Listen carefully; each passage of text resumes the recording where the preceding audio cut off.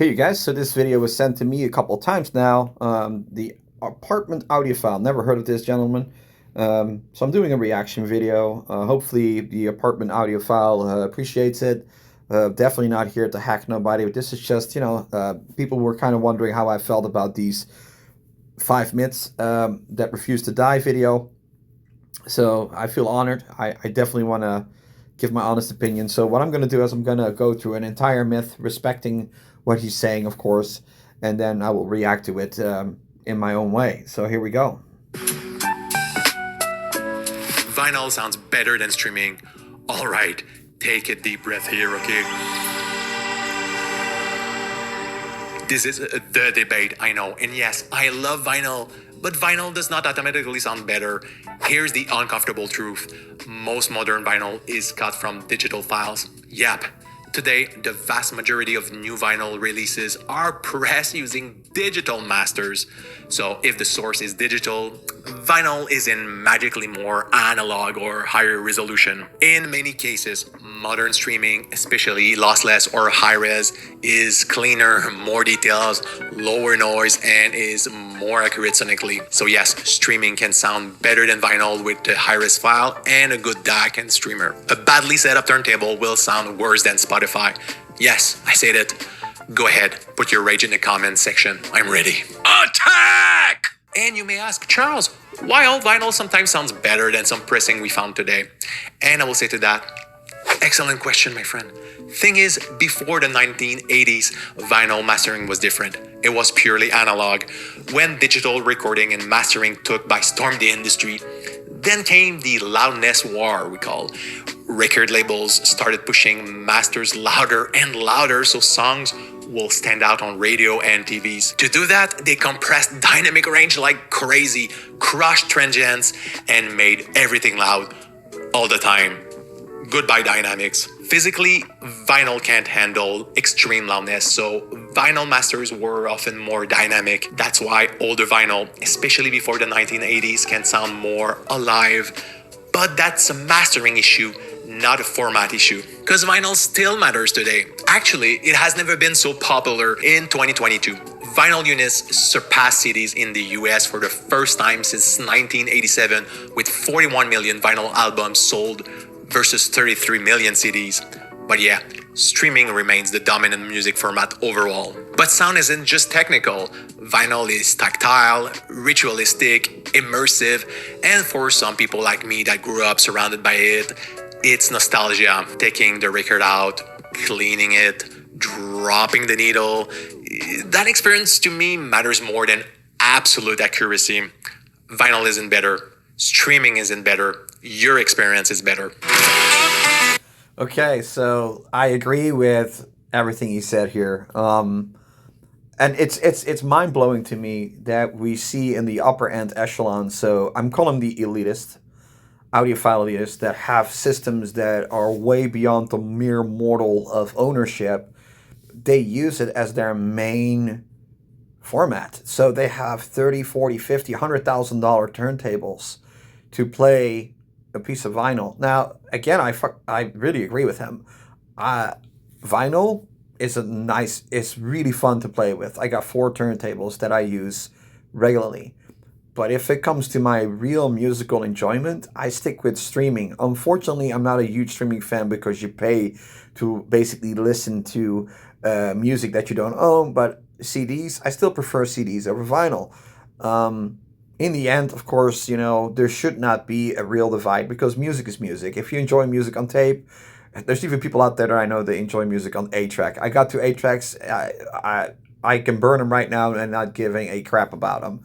But I do agree with him here. Now, he said the newer music is, we're talking almost 46, 47 years ago, the 80s. So it's, that's a big gap. Yeah, I totally agree. Totally agree. Let's go to the next one. My favorite one, expensive cables equal better sound. Yes, cable discourse. Look, cables matter to a point. Beyond that, it gets very close to snake oil. Cables don't sound better. They interact with your system and transmit electrical signals from one point to another. A decent speaker cable needs proper gauge for the length, good conductivity like copper, and solid connections. That's it. Power cables, as long as they're safe, properly shielded, and well connected, you're good. Spending thousands on cables while running poor speakers or a poorly designed amplifier or having an untreated room is backwards. Cables should be the last thing you upgrade, or upgrade only if your current ones are truly awful or a potential fire hazard. Remember, hi-fi isn't a dick measurement contest. He kept that short, and I know why. And he's, again, absolutely true. And I know that, we have people out there that call certain people like me flat earthers and him. But if you think about it, the real flat earthers are these people that if you open up an amplifier and you look at the internal wiring, PCB traces, resistor legs, transistor legs, etc. Guys, this is not rocket science. If you apply some logic to it, there's a picture that I have that I cropped, and I've sent it out to people in my circle that believe in very expensive cables. And I show them this picture of a power supply and ask them, what do you think of this? Well, that's probably a cheaper amplifier you're showing me, because the cable looks pretty terrible and the connections look also very generically terrible. I said, that's a Dan D'Agostino Relentless amplifier, $250,000 for a pair of monoblocks. There you go. So this whole thing about cables, of course, it's mystified. There's two very strong camps that will always be that way. There will always be people that believe in this stuff, and there will always be people like me that really understand. I feel I understand from a technicality that it's pure nonsense. But hey, you want to spend your money on that stuff, go ahead. It's your money. So I agree with him. Again, great video. I like him so far. He sounds foreign, so I don't know where he's from, but I like him so far. If it measures badly, it sounds bad. Measurements matter, yes, but they're not the whole story. When people talk about measurements, they usually mean frequency response, distortion, signal to noise ratio, jitter, impulse response. These are important, don't get me wrong, but your room is the biggest component in your system. I will never say that enough. You can buy the most expensive speakers or amp. I repeat, your room is the biggest component in your system. Reflections, standing waves, bass modes, they can completely change what you hear. If your room has reverb, if you have a brick wall, or if everything is made out of concrete, if you have a carpet or laminated floating floor, all of this is taken into consideration when the sounds travel into your listening room. A perfectly measured speaker in a bad room can sound worse than a mediocre speaker in a good room. I mean, a simple thing as speaker placement can do some dramatic changes. Move a speaker 30 centimeters away from your walls or your furniture and suddenly bass changes, imaging changes, and the tonal balance changes. No measurement graph can predict that perfectly. Finally, there's the psychoacoustic factor to take in consideration. Humans don't hear like microphones. Our brain adapts, fills in gaps, and emphasizes certain frequencies over others. Fun fact, I was actually having this conversation with my dad yesterday before filming this, and he made another good point. Ears fatigue. He told me that he is enjoying his sound system more during the morning than late afternoon after a long day. If you're tired or have been exposed to a lot of noisy environments during the day, it will for sure certainly affect the way you hear music and experience music. So yeah, two systems with similar measurements can sound very different to you. Measurements are tool, not verdicts. Your ears still matter. Very good points. I've made this video before about complacency, where people get complacent to the sound they hear. Ear fatigue is a very good point. I never actually talked about it, but he's absolutely right. It's true. It's absolutely true. I am also 100% convinced your room is your biggest gain. If you can, and it's crazy, you still see so many systems, people that have a system that have speakers flat against the wall, speakers in the corners, flat against side walls, big pieces of furniture. The perfect room to me is a perfect balance between diffusion and absorption. So over-dampened rooms sound very horrible too, as very reflective rooms.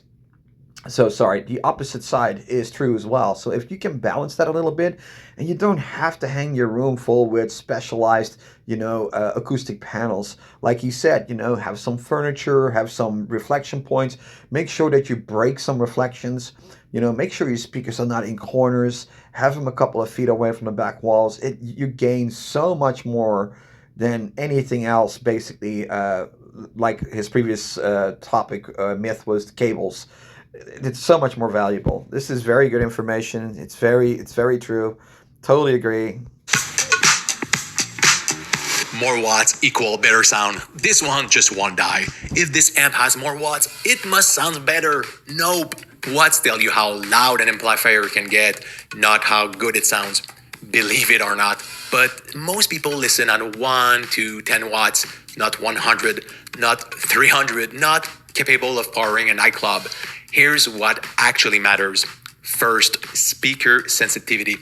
It tells you how loud a speaker gets with 1 watt of power. For example, a speaker rated at 90 dB sensitivity needs half the power of an 87 dB speaker to reach the same volume. So for every 3 dB of speaker efficiency you gain, you can cut the power of your amp in half and maintain the same volume.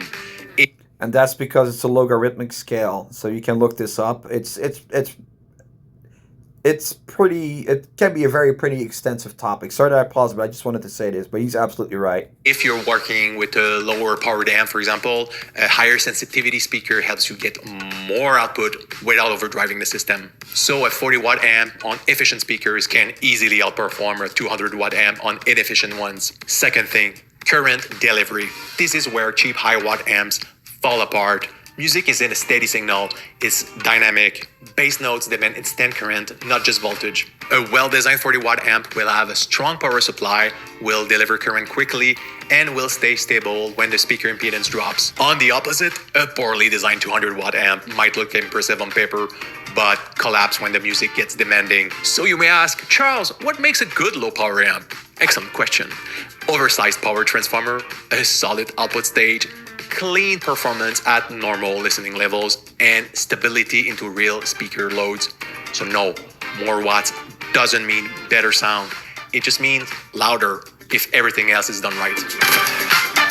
Okay, so there has to be a little bit of nuance there for me. Tube amplifiers are voltage driven.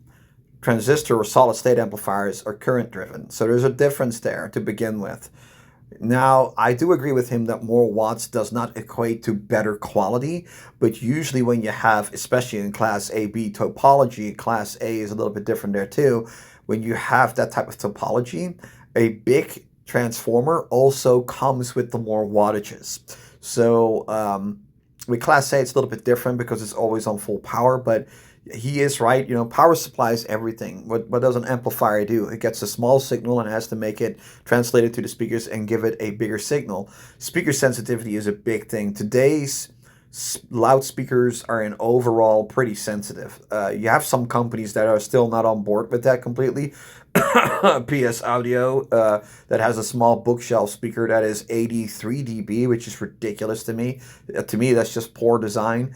Back in the day with vintage loudspeakers, it was more of an issue. They didn't really care about that stuff. They just, went as they go, and that was the outcome. 83 dB, 85 dB loudspeakers. They just demanded some more current power.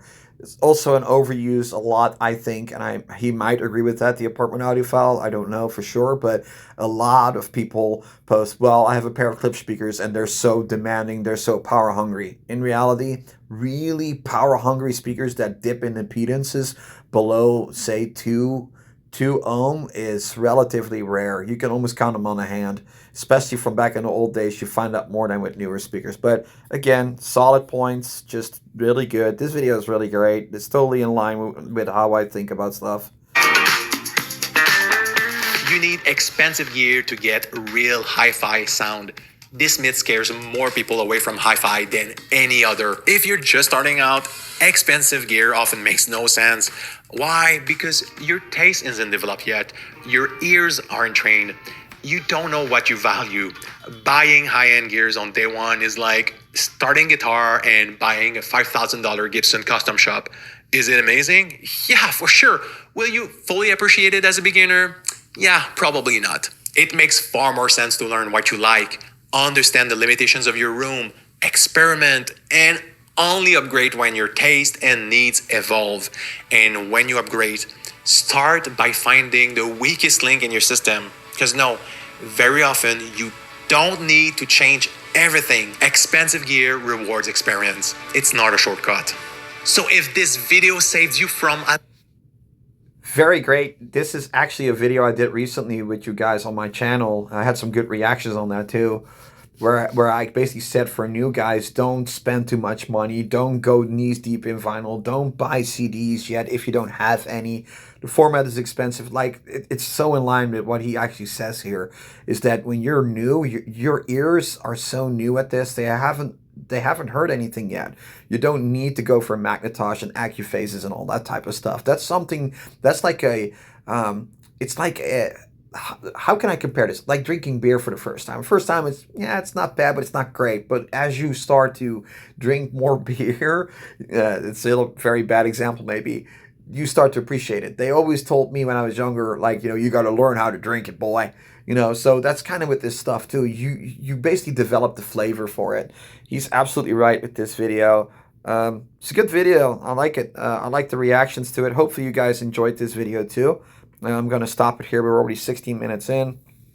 I don't know who he is.